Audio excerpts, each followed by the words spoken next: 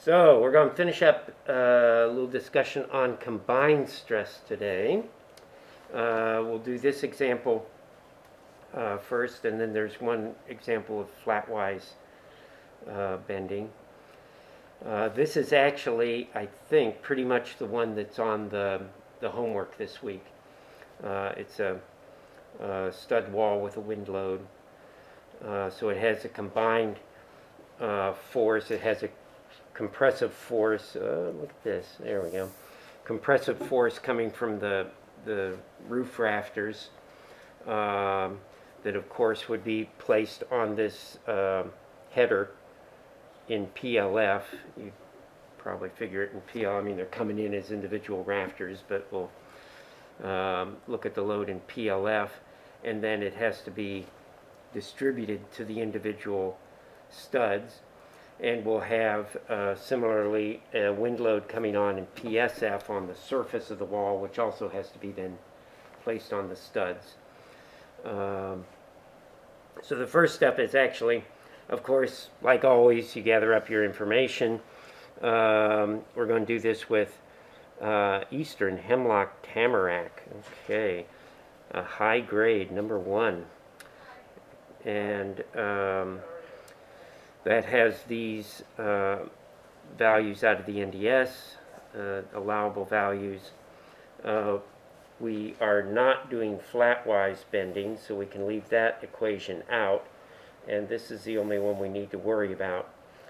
So the things we need to gather up, we've got to get the compressive stress. We've almost got, there's the compressive. We've got to put the factors on it, of course. And then we'll look at that pair.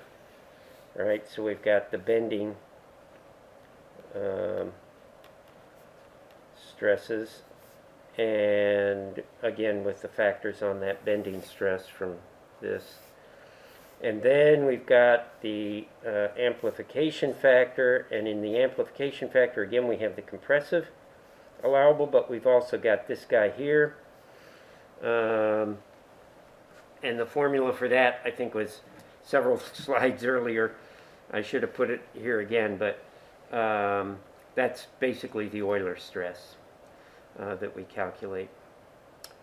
Okay, so step 1, determine the load on the studs. All right, let's see if we can do that. Yeah, we've got 450 PLF, and these guys are at 2 foot on center. So if you've got 450 at 1 foot on center, and the studs are 2 foot on center, this is going to double. So that gives us 900 pounds coming on each stud. So you got 900 compression on each stud. Then as far as the wind load goes, that also is coming in at PSF, right, per square foot, and they're 2 foot on center, so it doubles it. So that gives us a 26 PLF on the studs, as a beam loading, basically, right? That's all coming on like this is that W load. And so then we can go ahead and calculate the moment based on that 26 PLF. The length we take, normally you take it in the strong axis direction as the full height, rather than just the height. The stud is only this high, right? And if the stud were bending in the other direction, the weak axis, like as maybe compressive failure just in the weak axis, then it probably would just bend on the length of the stud. But potentially, if you want to be conservative at any rate, the top and bottom could kind of go with if they're nailed in there, I guess they go with the bending of the stud. At any rate, normally you take that full height, including the top and bottom. So I guess this is probably 96 plus 3 plus 1.5 is 99.5. Okay, so that goes in there, and then that's in inches, and we want it in feet, so we convert that, reduce it down to feet, and that gives us our moment in foot-pounds. Okay, so we've got the two loads then, the compressive load and the flexure load there, and we can go ahead and calculate the two stresses, the actual stresses then. This is just for the 2x4, right? The area of a 2x4. And that comes out in PSI, and in flexure, this is also for the 2x4, the SX inches cubed. So, in fact, I was thinking I might keep track of these because you gather up the different stresses, and eventually you're going to plug them all into this equation, right? So we just got that, and we'll go next and get the allowables. But just to kind of keep track of it, I'll write these up here. So FC we got at 171.4. Right. FB is, what was it down there? 875.5.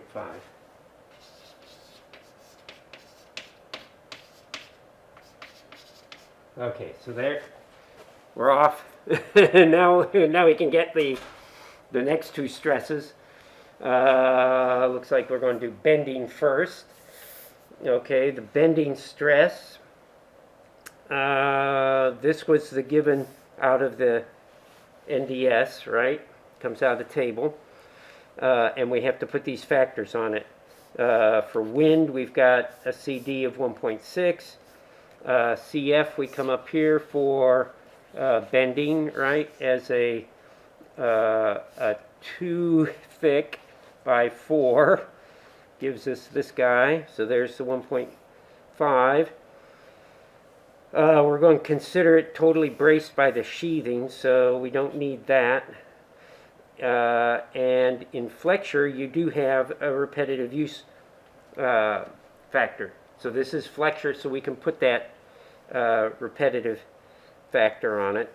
So that reduces it a little bit more, or increases the allowable. Right, so those are the only ones I need.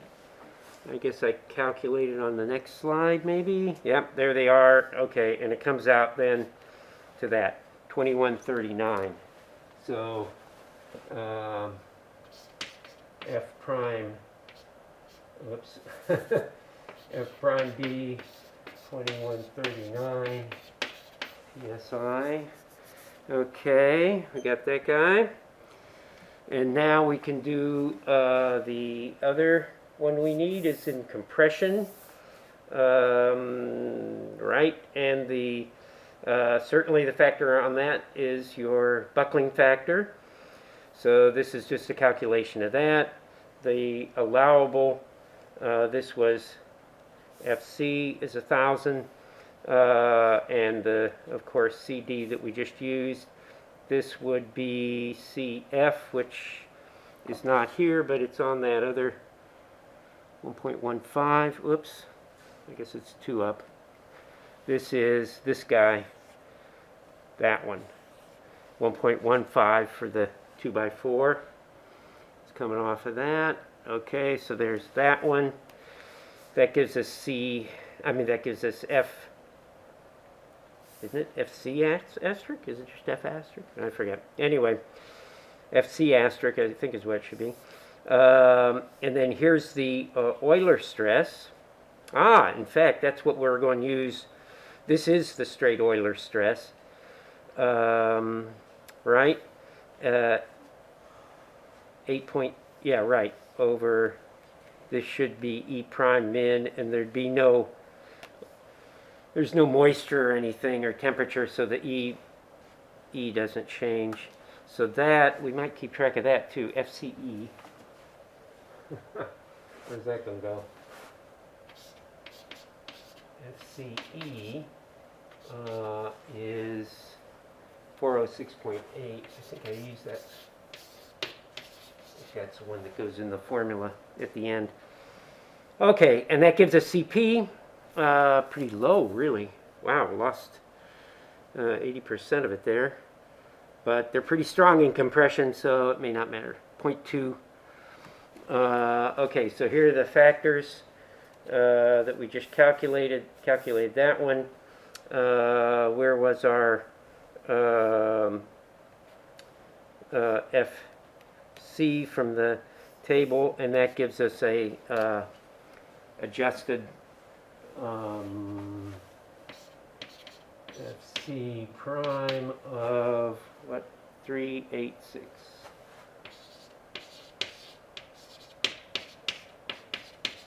Okay, so those should be all the values we need. I think, let's see, to plug them in here. So we've got, there's the FC, right? We got that guy. The F asterisk, FC prime. That was that one we just got. Okay, so we get those two, and you, of course, don't forget to square it, which reduces it quite a lot. And then I separate this, right? This is the, with the amplification. One reason for doing that, I mean, just as a check on yourself, is to make sure that your amplification factor is actually amplifying, that you don't forget to put I don't know, somehow get a number wrong in there and come out with a number, because that's something that visually you can immediately see. Okay, yep, greater than 1. It is, in fact, amplifying it. This one should come out, if it's safe, this one should definitely be less than 1, the ratio. This is the 876, I guess I rounded it, and 2139. Okay, so we got those two guys. That gives us this ratio. There's the amplification factor. This is the Euler stress, FCE. That's this one, 406.8. So we got all those. So you add it together, and hopefully it comes out less than 1. If it's obvious, you know, this is the test, pass or fail. Less than 1, it passes. So you've got maybe 10% to spare here. It's pretty close to being maxed out, right, but it does pass. So that's all there is to that. Pretty straightforward. It's just a matter of gathering up the pieces and putting it into that longer equation. Now, the one last view that I had in this series was an example with my dear son, my youngest. I got to demonstrate this. This is flatwise bending, so this would be, I don't know exactly what the situation would be, but somewhere where you've got flatwise bending combined with an axial stress, and at least this would be an example.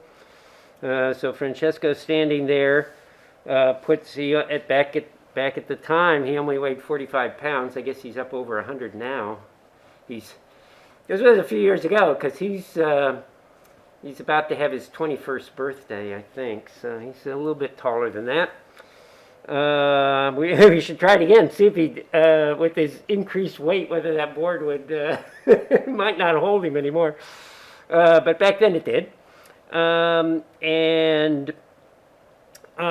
course, you've got to calculate these components. You want the normal force, which is going to cause the bending. That's going to be the flexural force. And this force, the axial force, right, is going to cause the compressive force. So you've got to do a little calculation there to get your, right, either the sine of 4, this was, where was the 45? This was 30. That's that angle. So I guess I've got 60, 30, 60. Oh, that's what it is. It's a 30-60 triangle. Okay, so you come up with those two forces, the normal the axial. And for a lower slope, usually on roofs, lower sloped roofs, the axials, I mean, the lower the slope goes, the axial decreases, right? So below 45 degrees, I think it's usually just negligible. You have to get up to a pretty steep roof before that axial load really starts to matter. So, I mean, just as a, you'll see usually in calculations, it's in a roof rafter, it would be neglected because the slope is really not that steep. Okay, so we've got, here we got spruce pine fir. It's a total of 96 inches long. Okay, these are the stresses out of the NDS, right? And the load on it's 45. Okay, we had all that. We got those. Okay, so we can calculate the compressive. That's going to be the just that compressive force over the area. So there's the, again, we'll gather up the, I mean, this is the procedure, gather up the stresses. We need these two, and we need the other two. Okay, so this one, and this is the actual bending stress, right? We'll calculate the, I guess I did that on the other page. The moment is the probably calculated, I don't know, you could do it on the full lengths. If we got the full length, and we've already calculated that 39. So, oh, here it is, right. Okay, 39 over the full 36. So this is not doing it. You could do it as projected. You'd get the same number, but then you'd use his 45 and whatever that projected length was. It comes out exactly the same for the moment. Okay, so that gives us the bending moment, the section modulus for this in the y-axis, right? The weaker axis is only 1.3, so that gives us a stress here for the bending stress, right? All right, so we got both of the actual stresses. I won't won't write them up this time. I hope maybe they'll be written down in here. Okay, now we'll do the allowable stresses, and here for the compression, we've got a CD, a CF, and a CP. The CP is one we got to calculate. CD, oh, when I did this, I guess I took CD as being a live load. In honesty, I can't imagine. What is a live load is like a week? I think it's a week long. So poor Francesco would have to stand up there for a week to achieve a time duration to get to that, to reduce it that a little bit. That's conservative. Okay, so we'll use that. The CF for the 2x4, I think this is the same number we just had. For 2x4, it doesn't matter whether it's flatwise or whatever. It's the same. It's just the size factor. Then let's see. To calculate the CP, we need these right here. This is for CP. Right? We've got to get the Euler stress. So there's the Euler stress. We've got to get FC asterisk, which leaves off CP, right? No, because that's what you're trying to figure out. Okay, so that gets that one. We figure the ratio of the two, and then there's that long equation, right, that puts them together. And there's a C factor as well, I guess is 0.8 for regular dimension lumber. Okay, so that gives us a CP. That's going in there. And that gives us the allowable. So we got 101 for the allowable. And that was for the compression, right? Now we'll look at the flexure over here. We've got the same CD, of course, CL. CL. I guess I took it as 1 because it's so oh, it's flatwise. Right, okay, it's flatwise, so that would be 1 for flatwise use. CF is 1.5, I guess, for flexure. And here's the flat use factor that we are able to use. Okay, so with those factors on it, we come out with a allowable bending 1804. And now we got to put them together. This was the flat use factor here, right, for a 2 by 4. A 2 by 4 is that. Okay.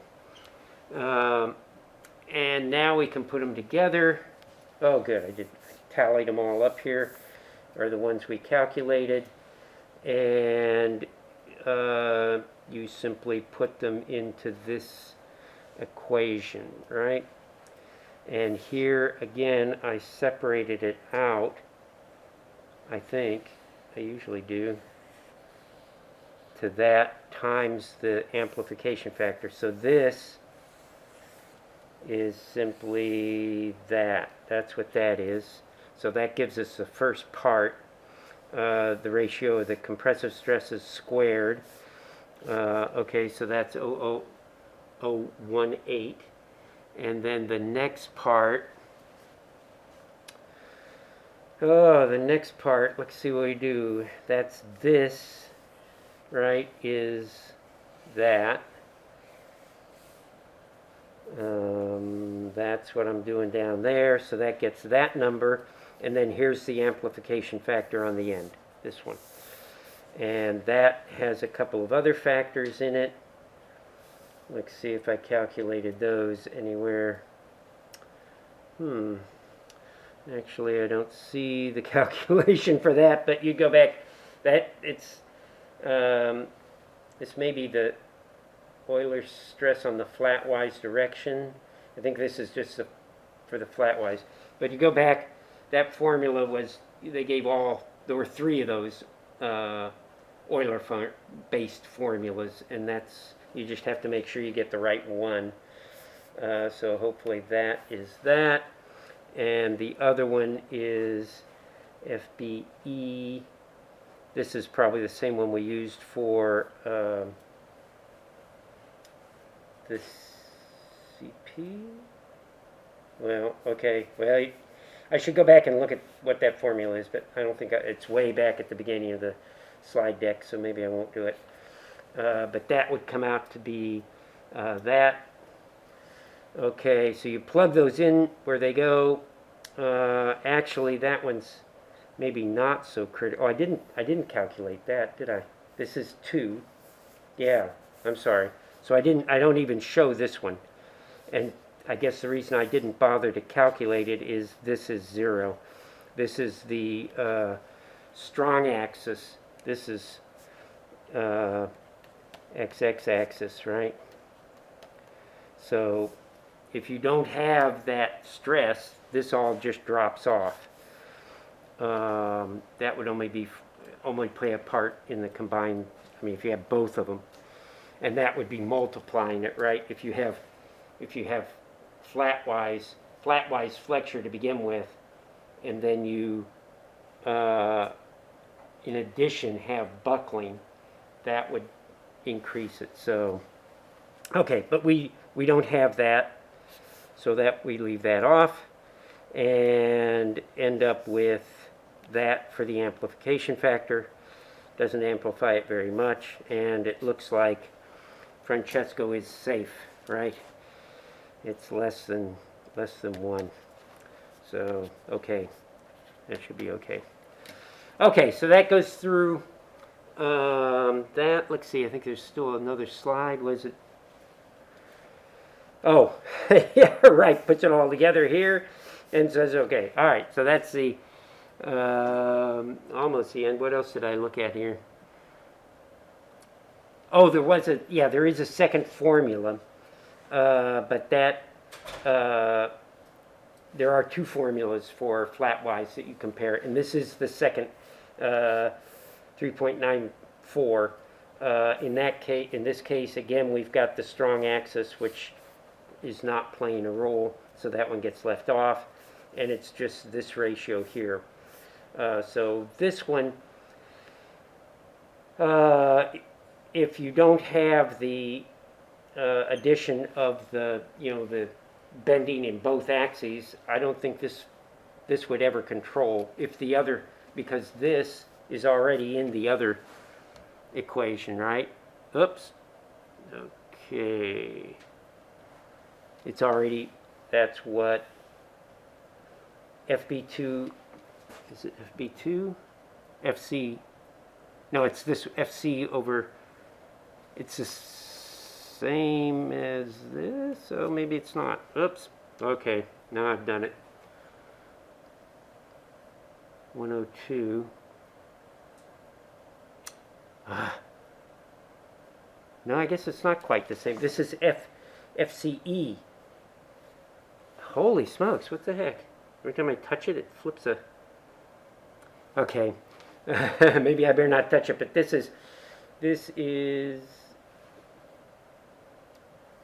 FCE. So I guess that is a different term there. I didn't really make a point of it, but you'd have to calculate that and get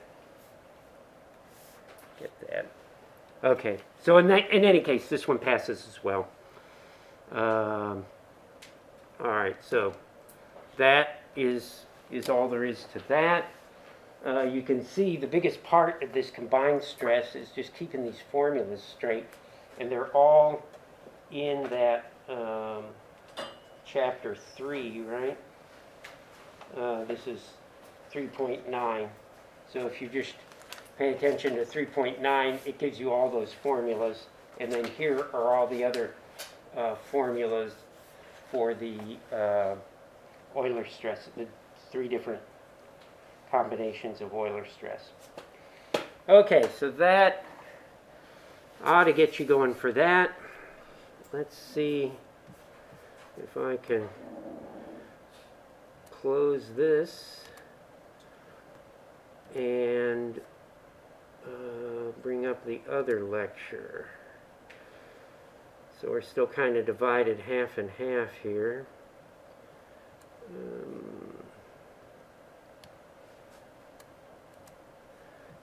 Okay, see if we get this one to come up.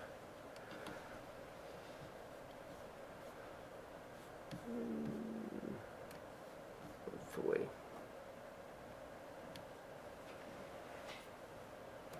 All right. Okay, so next topic is wood structural panels. And these are very familiar to you, certainly. The 2 main ones, plywood, which is actually the oldest engineered wood product. I should have looked up the date. It started back in 18-something in the U.S. in Washington State, I think, or Oregon, one of those remote places. They started producing this, and that initially they do it by hand. There was already a long industry of creating veneer, and so they had the lathes and whatnot to peel the logs to create the veneer, and they'd have the sheets of veneer, and then they literally put them in a press by hand, and it was like a big wheel that would press, cover it with glue and press down and glue them together. And they made it like that, a sheet at a time. That was the origin of plywood, and it caught on pretty quickly. I mean, it was a good material. It gave you this big sheet of pretty stable wood, because what they do is alternate the grain. So with that, it makes it much less likely to crack, right? Because if I bend it this way, then I have the inner grain going in this direction. If I bend it the other way, I have the top and bottom grain. That would be the strong direction. So usually it's made in the long direction, the 8-foot length. It's 4 by 8 panels, right? The 8-foot length would be the direction of the grain, top and bottom. That would be the stronger. So it has a stronger and a weaker orientation. The longer is the stronger, and the crosswise is a little bit weaker. But it's pretty good in both. The other one, OSB, is looks like it's just all a bunch of chips put together, but it is it is also oriented. It's oriented strand board. Oriented meaning it is also in layers. So when they manufacture it, they cut these strips, and the strips have an aspect ratio. They're longer than they are wide, and that's the direction of the grain, right? Or at any rate, they keep track of the direction of the grain. And they'll put them all in, you know, a layer grain this way, and then a layer of the grain this way, and then a layer of the grain that way again. So they are oriented in that sense. And then they glue it all together.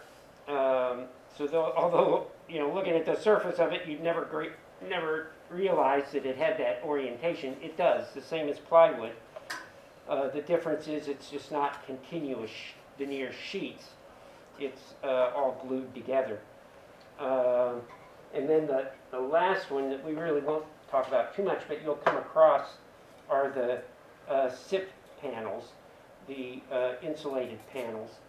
And these are almost always OSB on the outside, laminated to a core of styrene.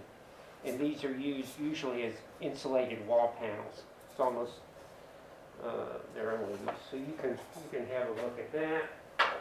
Go there. There is a chapter in the NDS. What chapter is this? 9. Which deals with these panels. And there are a few interesting things in chapter 9. It gives for instance, the adjustment factors. So we have low duration, like we always would, wet surface factor, temperature, and panel size. There's panel size has to do with if you don't use a full panel width, it reduces the strength a little bit. But that's about it. Just those 3, plus the low duration factor. There are no stability factors or any others. So it's pretty straightforward in that sense. Let's see, yeah, and this just talks a little bit about we do design them for flexure, obviously. They're designed for shear, and there are 2 different types of shear that we'll look at, and they're designed for deflection. So you know, and if they pass those 3 criteria, they're considered good to go. Okay, so let's look a little bit about this. What do we got? Already somehow not not going.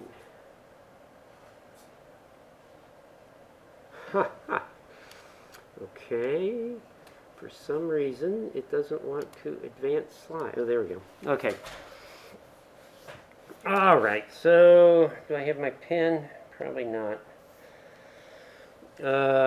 Here's that piece of a SIP panel that I was passing around. This is what that's called. Applications, right. Floor, roof, and wall sheathing primarily would be. Also, we looked at these beams, right? The box beams. That might be a application, but not a real common one. Primarily, there's surfaces, roof, floor, or walls. They can be either horizontal or vertical.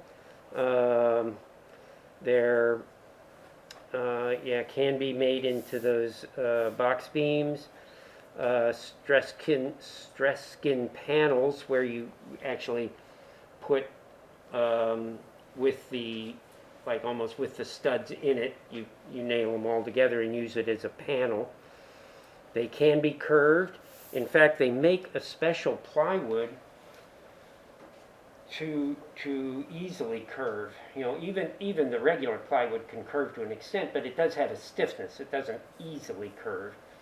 If you put the grain all in the same direction, then it has a definite weak axis, and it easily curves.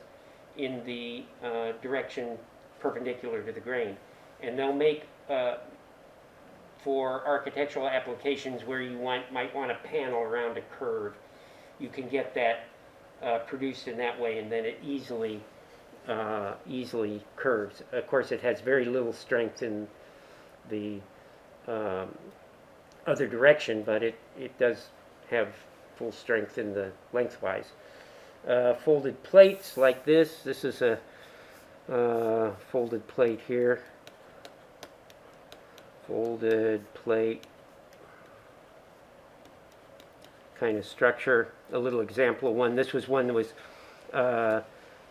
in Kaiserslautern. They cut it. We ought to build one of these here. We've got all the equipment to do it. Could make a bigger one. We should talk to Arash. We have this fellow here, Arash Adel, who's really interested in fabricated wood structures using CNC stuff. So he's got the robotic arms down there, you know, the little KUKA robots. They pick up a piece, they cut it, and they place it, and then it builds a frame. Right now there's an example. Oh, that'd be a fun field trip to make. Maybe we'll do that at the end of the semester if the weather gets nicer. Out at the what is it, Manti South Campus? Botanical Garden. No, it's the Botanical Garden. Manti, isn't that what it's called? Botanical Gardens. There's a fairly large structure. You can walk into it. It's all done with wood 2x4s, I believe, put together, that he made. And that's out there now. Yeah, and he's making one downstairs. We could go downstairs and look at what he's doing now. But anyway, folded those. That would be another thing you could try. Sandwich panels, yeah, I mentioned, are simply placed together. It's also used in smaller things, connections. Trusses can be made with gusset plates, and this goes back probably, now they're almost always done with, with gusset plates, but they're steel. They're the gang nail, which are very simply pressed. So that when that came into common usage, I mean, it kind of supplanted every other method. But they used to take plywood gussets and nail it. So it would be nailed with a guy, and you could still do that. If you're doing it yourself, that may be easier because you don't have the equipment to do the pressing. And also other frame connections can be stiffened by the plywood gussets. Okay, now I got a couple videos. These come from APA that show the manufacture. First the manufacture of the plywood, and then we got one on oriented strand board. It starts as harvested logs arrive at the mill. They're scaled, sorted, and graded, debarked, and trimmed to standard lengths called peeler blocks. Conveyors bring the blocks inside the mill for transformation into thin sheets of veneer. This lathe can put out thousands of square feet of veneer per hour.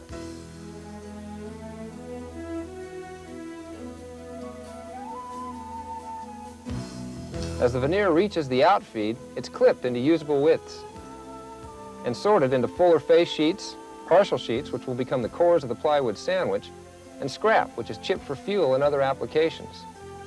APA quality supervisors check the veneer for quality, ensuring that it meets established standards. Sorted veneers move on to huge continuous dryers, where here at the outfeed, moisture content of the veneer is critically monitored. Too high or low can inhibit proper bonding later in the press.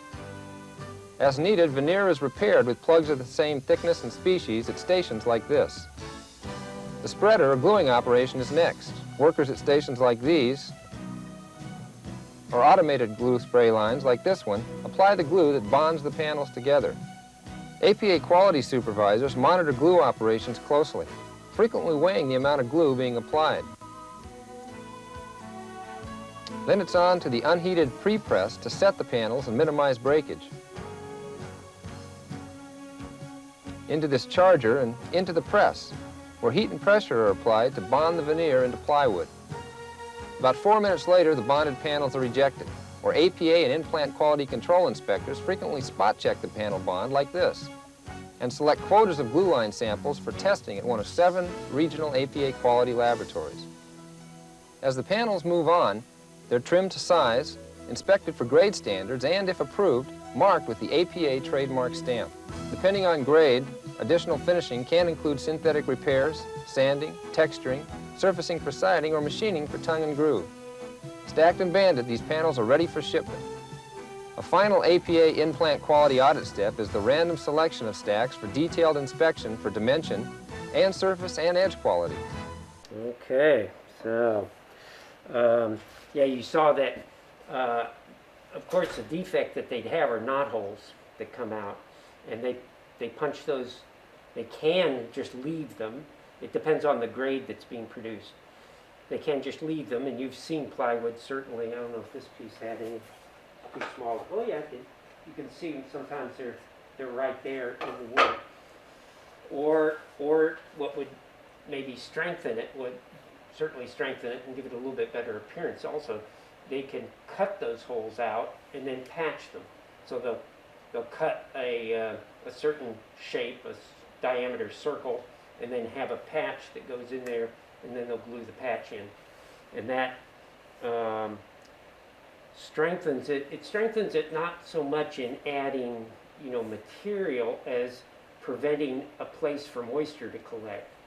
Because if on the interior layers, if you've got, say, a knot hole that falls out, if you've got the hole, and bigger knot holes, they just fall out anyway. You've got a hole. And if you've got that hole and then you cover it up, that hole provides a little pocket on the inside of the plywood. And that is potentially a place where a little bit of moisture could collect and then cause it to delaminate, with freeze-thaw or something like that. So that's I think the problem with those holes. And if you plug them, then that can't happen. Then they're filled. Okay, let's see. The strands are dried by superheated air in huge rotating drums and screened to eliminate chips that are too small or too large. Strands like this are mixed by weight with resin and wax and conveyed to the forming line. Here the strands are laid down onto steel screen mats, oriented across the panel for core layers and along the panel for face layers, hence the name Oriented Strand Board, or OSB. Wafer board using larger wood chips may also be manufactured with cross-oriented layers. The continuous mats are trimmed by this flying saw to 16-foot lengths as they move towards the press. Where under intense pressure and heat, this thick mat will become a tough sheet of 3/8-inch OSB.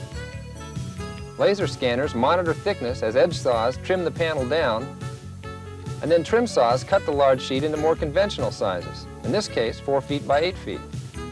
APA quality supervisors conduct frequent quality audits to ensure that these panels perform according to specification. Once the APA stamp is applied, the panels are bundled and shipped. Okay. We've got that, and let me see. I can shut that one. So that's the difference between, you can see, very different manufacturing. And they're both given performance ratings, right? They get a stamp, and they're performance rated. So if it's performance rated to span, for a floor member to span 16 inches or 24 inches, then it's considered strong enough. You don't do calculations to prove it. I mean, you can, but it should be performance rated. And there's, in that regard, no difference between, the plywood can be given the same performance rating, or OSB can be given the same performance rating as plywood if it has that performance. So it's rated. Of course, there are other differences, and that might be for the texture of it. Perhaps if you're using it as a wall and you're going to paint it, you know, you'll have a different texture, or the moisture. Probably the biggest difference is the moisture resistance. And plywood can come in different moisture grades. You can get marine plywood that you build boats out of, right? So that's certainly highly moisture resistant. But there are also grades that are for exterior siding or something. The moisture resistance of the OSB, although there is a moisture resistant grade, it's not as high as the plywood. So it is used for exterior applications. It's usually they'll put a moisture barrier on it, or there'll be something that covers it. You don't just have OSB exposed to water. That would be not a very good idea. Okay, there'd be composite panels is the last in this group, and these are kind of a cross between the two. They have an outer veneer that is plywood, right? So this would be like plywood on the outside, and then it's got the wood fiber core, so kind of an OSB core. Man, this pen is falling apart. So you've got both mixed, and those, I don't know, they aren't, as far as my experience, they're not very common, but I guess you can get those, and they also have performance ratings that you can use. This is the APA's rating stamps. This would be, and this would be for roof, and this is for floor. Right, so that's what that rating, and it's 32 inches on center versus 16 inches on center, right? And exposure number one, you know, there are different exposures in terms of moisture. So you look that up in a table, and this is just the plant where it was produced. I don't know. Oh, and the thickness. That would be the other thing that you'd be looking for. And they're all okay, what do we got here? Yeah, right, this is the grading. This is wafer board, I guess, is what that product is. That's yeah, it says it was a precursor to OSB. I don't know that. Yeah, I think he mentioned the wafer board, didn't he, briefly in that video? He said something about the OSB being similar to wafer board or something real, but I don't know that you even can get wafer board anymore. Maybe you can in some places. Anyway, then particle board is maybe what you're also familiar with. I probably have a sample of that here too, as high density, low density, medium density fiber board, what's they call them? MDF, right? Medium density fiber board. I think that's the same as this particle board. Okay, and that's generally not structural. Does it say it on there? Mm-hmm. Yeah, it's more susceptible to water damage, and it doesn't have any grain at all, so it doesn't have nearly the strength of these other boards. I guess you could, I don't know if it's even used for bracing. Okay, now this is one last video that is kind of an interesting one, I thought, that I came across, because it makes a comparison between the plywood and the OSB. So this guy is a contractor, and he just discusses in terms of residential construction what the plus and minus of each of them are, and in terms of, you know, just actually building. And in the end, what does he say? This one's more impact resistant, has certainly better moisture resistant, and there's a larger selection of grades and types. OSB is strong enough in shear. It is less expensive, which is probably why it gets used quite a lot. And it also meets the code requirements. So it's, in my mind, It's not quite, it doesn't have quite the strength, depending on the grade, I guess, as the plywood could have. Certainly not the moisture resistance, but it is less expensive, so it does get used. Hi, my name is Matt Reisinger of the Reisinger Homes. Welcome to my video blog dedicated to building science and fine craftsmanship. I want to talk to you briefly today about sheathing options for a custom home.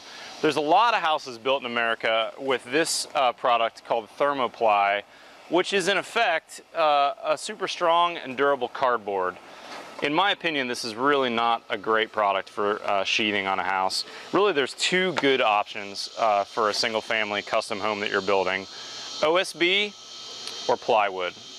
OSB has been used a ton in America since it was introduced, and it is really generally a very good sheathing choice. I don't know if you can tell from the photo, but it's strands of wood that are glued together, and it makes a perfectly flat and very stable 4x8 sheet. In America, prior to OSB's introduction, plywood was the standard. This is a much more solid wood product that was basically peeled from a tree in a circular fashion and then glued together. If you look at the two, there's a lot more solid wood in this plywood. This is actually, this particular piece is 7/16 or 1/2 inch, and it looks like it's about 4 to 5 plies of wood together. And if you look at this one, this makes better use of the tree. Every part and piece of the tree is being used in this OSB, but in general the wood is more broken down, and OSB is more susceptible to water damage in the long term. It also is less permeable and will soak up less water. If it soaks up water, it's really not gonna fare well in time.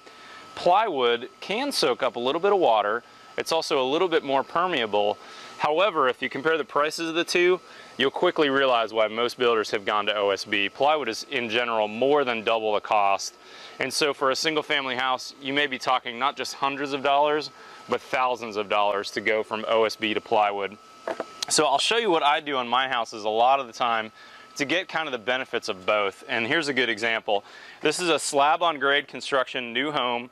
We're in Austin, Texas. Here's the concrete slab. The slab actually stops right here. And then what we do is this 2-foot section on the bottom of the house is really the most vulnerable section on a house. We're using plywood in this section, but not even standard plywood. We're using pressure treated plywood. This plywood is made for actually boat docks and outdoor locations. It's very termite resistant. It's also very water resistant. And this bottom 2 feet of the house, if you remodel houses in Texas that are 20, 30, 40, 50 years old, this is where 90% of the damage occurs. The other place that you see a lot of damage on houses is below window sills. So what I like to do is use pressure treated plywood on the bottom section, and then from there up I go to OSB. And of course, the other thing that we really want to do when we build a new custom home is weatherize correctly. The water control layer is super important. And so on top of this, we're going to go with DuPont's commercial drain wrap, or commercial D, for our weatherization barrier. And again, that bottom section is so vital that we've decided that we're going to protect the bottom 12 inches of this with an additional sealing. We're using Carlisle's CCW, I think this is number 705. And we put a primer on the foundation and a primer on the plywood, and we've stuck this on the bottom 12 inches. About 3 inches of that or so is overlapping onto the concrete. So if some water is coming down on my exterior cladding, we have no exposed plywood to that water. This also is going to do a good job of air sealing. Check my future videos and I'll tell you about the Siga Wig Glove tape for air sealing. But in general, no matter whether you choose plywood or OSB, do a precision job on your weatherization. And I think if you use this method, you kind of get the best of both worlds. Ultimately, if budget were no issue, I'd recommend 1/2 inch plywood. I think it's in general a better product, but we always work with budgets, so this is a really good method to get the best of both worlds. Thanks for joining me, everybody. We'll see you next time. Okay, there you go. That's his recommendation. That probably makes a lot of sense. Let's see, now looking at the adjustment factors, there are not very many. Like I said, you've just got these three, right? Well, you've got the low duration factor, which you always have, but then there is a wet service factor, and that in the NDS, they just tell you not to let it get wet. Basically, they don't give you any guidelines for that, so you have to go to the manufacturer's literature to get something about that. I think maybe in this, we'll look at this. This is APA's guide, and maybe they have something in there about that. And then there is also the temperature factor, and it's the same story. Higher temperatures can reduce the strength, but they don't try to specify that in the NDS. They leave it to, I guess, APA to do that. So there's not too much in that regard. I could, let's see, where was I going to show you?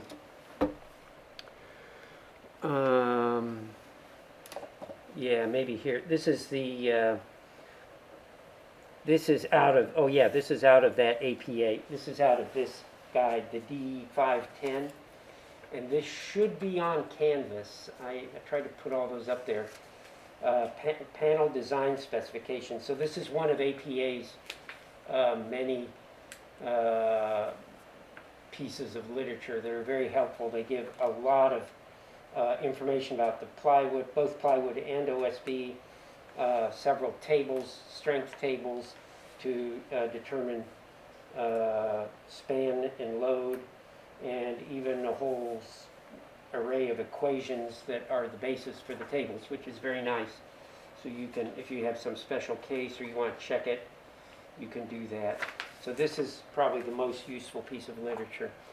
They also have in there the factors for moisture content. Okay, so here's the moisture capacity for the strength, or for the stiffness, or for bearing and nail withdrawal. So those different applications get those different moisture. I might show you something that I did. I think I did this last year or maybe the year before. Just for fun, I took a little tray here and filled it halfway full of water, and then I've got a sample of regular solid wood, spruce pine fir. I've got a piece of MDF. I've got a piece of particle board. Okay, yeah, a little bit thicker than MDF. I've got a piece of OSB. Two different pieces of OSB, and one of plywood. And I took each one of them, I put them all in here, and it was filled halfway up, so they were halfway submerged in the water. And I just left it like that for a day, for 24 hours, and then I drained it off. And I measured, I guess I measured it before I did this, so the original thickness. I measured it after, how much it swelled, and then I let it dry, and I gave it a third measurement after it dried. So you can see how it changed. You can look at these, and then these samples now, okay, are the final result a year later. And you can see on the plywood, I don't see any damage. I mean, there's no change at all. On this, if you look closely, this is the wet half down here. You can see it did split it. It still is swollen up a little bit, and it did produce cracking in there. On the solid, it didn't affect it at all. There was no effect on solid wood. On these others, there was also, oh wow, this one really split. This was particle board. OSB, there was less, but you can see it also came apart. So it's, delaminated. You compare that edge with this edge. And it, yeah, and that one too. So you can take a look at those. And I've got the results of that here somewhere. Oh, I thought I did. Where'd they go? If I can get that to come up.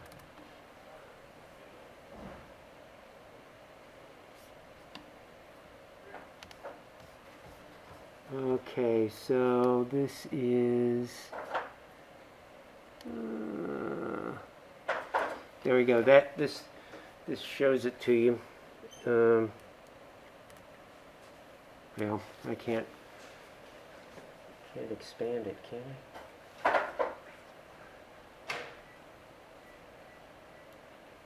Can I zoom it? What the heck? Oh well. Oh. Oh yeah, there was a zoom down. Oh, that thing. Okay, well, I should have done that. Might have been better control of it. I'm just trying to get it so you could see the numbers. All right. Let me move it over, move it up. Okay, there you go. So this just shows you the thicknesses from dry to wet. There was no difference at all in the 2x4. Oh, that I didn't pass around the 2x4, but there was also a 2x4. The 1x2 solid wood, that one was in the thing. It's slightly swelled, but not much. 2%. Plywood came up 8%. The OSB, I guess I had two grades, a red and a blue. The red swelled up 36%, the blue 33%. And then after they dried, the final, I mean, it dried. I guess this was the measurement after it re-dried. This is in, oops. Oh, shoot. Honestly, this thing. Okay, I can't touch it, I guess. It re-dried, and then this gives the final percent of moisture final percent of expansion. So actually, after re-drying it, I think I dried it in an oven maybe. It actually shrank dried it out probably drier than it was originally. Slightly shrank the wood. The plywood was still about almost 3% thicker. So that's not very, I mean, 3/8 of an inch, 3% is what? Not very, yeah, well, here it is, 0.04 difference or 0.02 difference, right? And these, though, considerably more, 10 times as much, right? 25, 22, 19. Surprisingly, this one went back pretty close to what it was, but if you look at that MDF, it did damage it. It's cracked at the ends. So you can, I mean, that's just to give you kind of a gauge at the way it behaves in water. A lot of it does, the OSB and the MDF do sustain permanent damage. So if you get it wet, like that guy was saying at the bottom of the wall, if it gets wet, it's going to swell and it's cracked then. It's going to be permanently damaged. So you have to be careful not to let it get wet, I guess is the moral to that. Let's see. All right, we can shut that. Okay, so those are all the moisture. And then, we got these guys. These are the panel size factor. Oh yeah, and the panel size factor is described in the NDS. And what they're talking about is if you have normally you've got a 4-foot wide panel, right? It's 4. If I've got the joist going like this, right, and I've got it spanning in the strong direction, it would be 4 feet by 8 feet, right?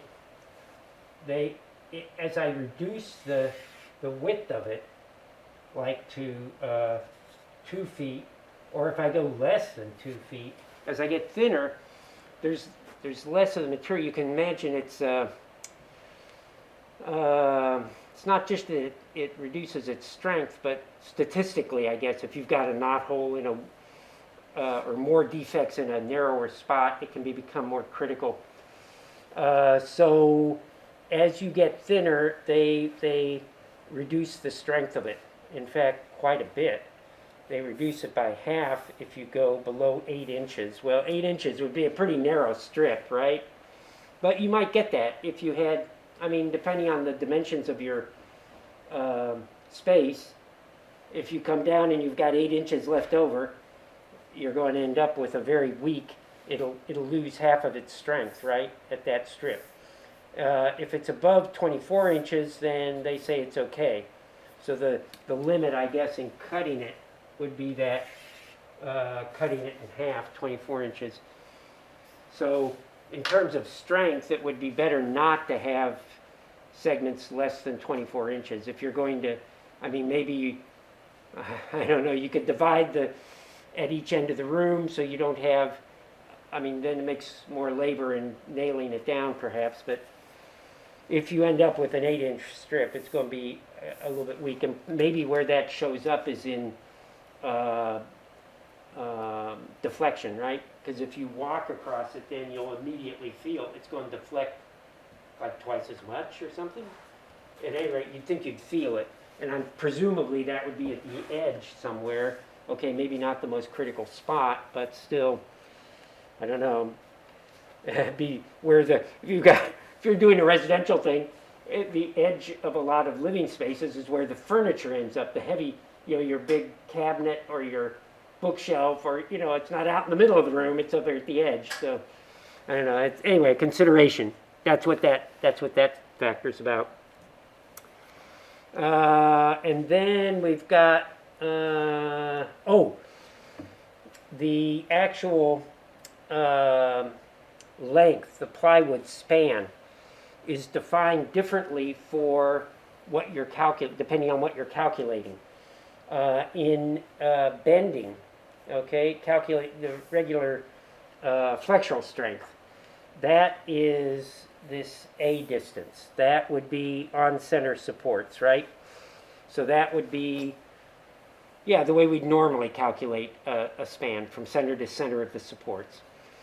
If you're calculating the shear, however, they suggest you use the inside dimensions. So you'd use that dimension on a shear span. For deflection, it gets kind of strange. They say to use the clear span, so A, so this would be A plus either 0.25 or this 625, depending on whether you've got a 2x or a 4x, right, supporting it. So you got a little bit strain when you go to calculate deflection of these. It would be unconservative to use just the on-center spacing. You're supposed to add a 1/4 of an inch to that. Doesn't sound like much, but I mean, you're only talking about maybe 18 inches anyway, so 18 1/4 or something. Okay, so that's what that's about. Let's see, then we can talk about shear, how that's what we look at with shear, and the strengths of these. We don't usually calculate, the equations are not in the NDS. The equations to do this are in this 510, D510, the APA doc, but they also give you tables that make it very simple to check the shear strength. So there are tables that give the shear capacity for a certain span, and we'll look at those in a little bit. But there are two types of shear that you consider. This is normally the one in flexure, right? That would be used like, the things like this, and it's being supported, and that would cause this kind of shear.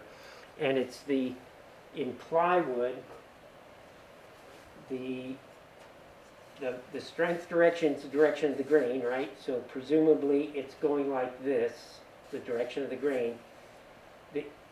The top and bottom, the shear is going to be like this, right? The horizontal shear. And the inner layers, the grain is going like this. So what happens is the grain fails. So it's actually the grain rolls. That's what they're talking about, the rolling. And it there's a failure of it in that direction.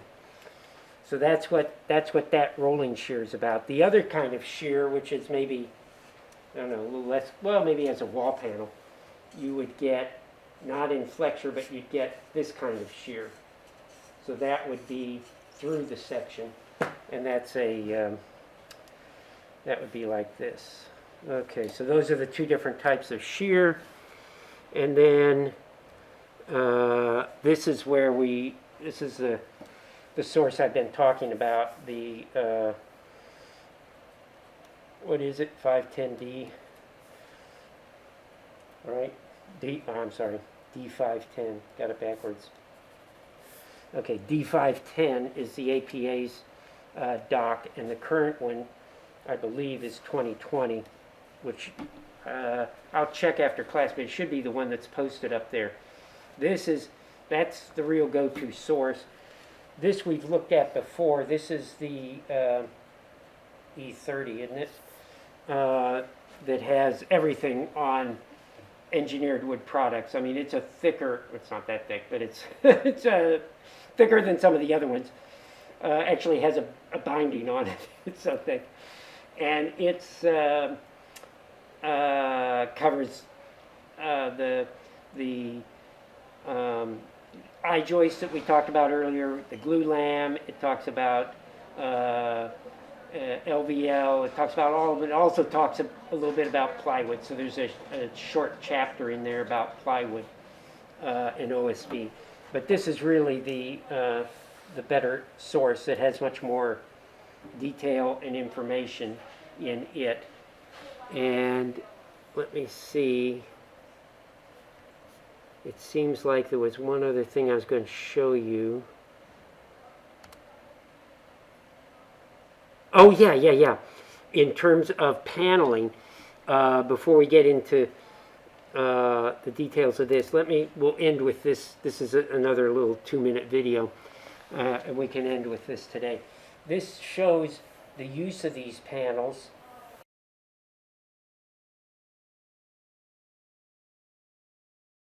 The wood roof system is just one of the reasons the finished building costs are less than those of a comparable steel-roofed building. Related building features, namely lighter columns, cheaper insulation, simpler connection details, and faster erection, all make this engineered wood roof system the perfect alternative. Installation was fast and simple. Panels were dropped into place and nailed to the top chord of the double lam truss. All plywood seams occur over a structural support. In addition to resisting gravity loads, panelized wood roofs are designed to meet wind uplift requirements and to act as a roof diaphragm to resist lateral forces due to wind or seismic loads. A panelized wood roof system is a model of efficiency. It's possible to install 20,000 square feet in a single day. Wood roofs allow earlier occupancy and quicker turnover of construction capital. This type of system can save a builder 20% over a comparable steel system. Pound for pound, wood is stronger than steel, and wood has much better insulation and acoustical properties than metal or masonry. Wood also provides a warm, aesthetically pleasing effect when left exposed. Another advantage is that lumber and plywood are readily available locally, but lead time for steel can stretch out up to 8 weeks. And bad weather is less of a problem with wood building systems because carpenters can keep working when welders can't. Roofing can be applied directly to this wood deck. No separate layer of rigid insulation board is needed as a base for finish roofing. Wood roof systems like this one are also more dimensionally stable than metal with less expansion and contraction, so the new tenants can look forward to fewer leaks. Here's a look at the finished product. This building is one of 3 in the Midland Plaza complex. These structures range in size from 19,000 to 28,000 square feet. Interior finish work was fast and easy once the tenant layout was determined. Note how the mansard canopy adds architectural continuity to the building. Okay, so you can see, interestingly, and that's the roof load is probably pretty low. I think this is also maybe an example down in look like Texas. I mean, Probably not up here where we have heavier snow loads, I'm guessing, that they got away with those 2x4s, right? At 24 inches on center. That was all they needed to carry the flexural load across. Right. But then it does go pretty rapidly as far as the construction. So that gives you a few, their propaganda on